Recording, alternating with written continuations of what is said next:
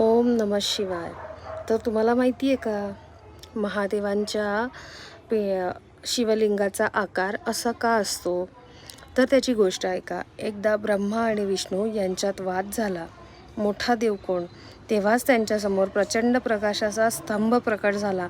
ना सुरुवात ना शेवट. विष्णू खाली शोधायला गेले, ब्रह्मा वर शोधायला गेले. शेकडो वर्षे शोधूनही दोघांना शेवट सापडला नाही. तो अनंत स्तंभ म्हणजेच शिव होते. तेव्हा दोघांनी मान्य केलं, शिव म्हणजे अनंत, ज्याला अंत नाही. त्या दिवशी प्रथम शिवलिंगाची पूजा झाली. म्हणून शिवलिंग म्हणजे दगड नाही, ते संपूर्ण ब्रह्मांडाचं प्रतीक आहे. आणि म्हणूनच मनापासून म्हणा, ओम नमः शिवाय, हर हर महादेव. त्यानंतर महादेवाच्या गळ्याचा रंग निळा का आहे? तर त्याची गोष्ट आहे, देव आणि दानवांनी अमृत मिळवण्यासाठी समुद्रमंथन सुरू केलं.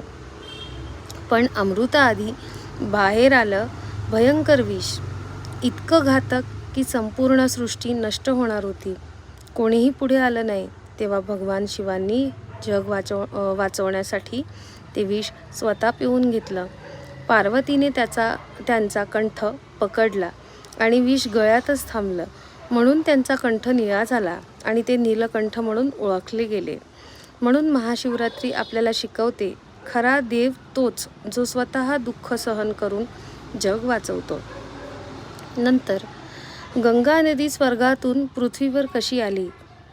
तर त्याची गोष्ट अशी आहे की एकदा राजा सगराच्या हजारो पुत्रांना शाप लागला. त्यांच्या आत्म्यांना मुक्ती मिळत नव्हती. अनेक वर्षानंतर राजा भगीरथने कठोर तपस्या करून गंगा पृथ्वीवर यावी म्हणून कठोर तपश्चर्या केली. गंगा म्हणाली, मी इतक्या वेगाने उतरेन की पृथ्वीच नष्ट होईल. तेव्हा भगीरथाने भगवान शिवांची प्रार्थना केली. महादेव प्रसन्न झाले आणि गंगेला आपल्या जटांमध्ये थांबवलं. त्यानंतर त्यांनी तिला हळूवार पृथ्वीवर सोडलं. गंगेच्या पवित्र पाण्याने सगर पुत्रांना मुक्ती मिळाली. म्हणून गंगा फक्त नदी नाही, ती महादेवांच्या कृपेची धारा आहे. म्हणून एकदा तरी म्हणा, ओम नमः शिवाय, हर हर महादेव. आणि महाशिवरात्रीचा उपवास नक्की करा आणि महादेवाच्या मंदिरात नक्की जा. शिवाचा अभिषेक करा, उपवास करा. त्यानंतर बेलपत्र म्हणजेच बिल्वपत्र नक्की वाहा. आणि माझी ही गोष्ट तुम्हा सगळ्यांना आवडली असेल तर हर हर महादेव हे कमेंटमध्ये लिहायला नक्की विसरू नका आणि माझ्या चॅनलला सबस्क्राईब करा. ओम नमः शिवाय.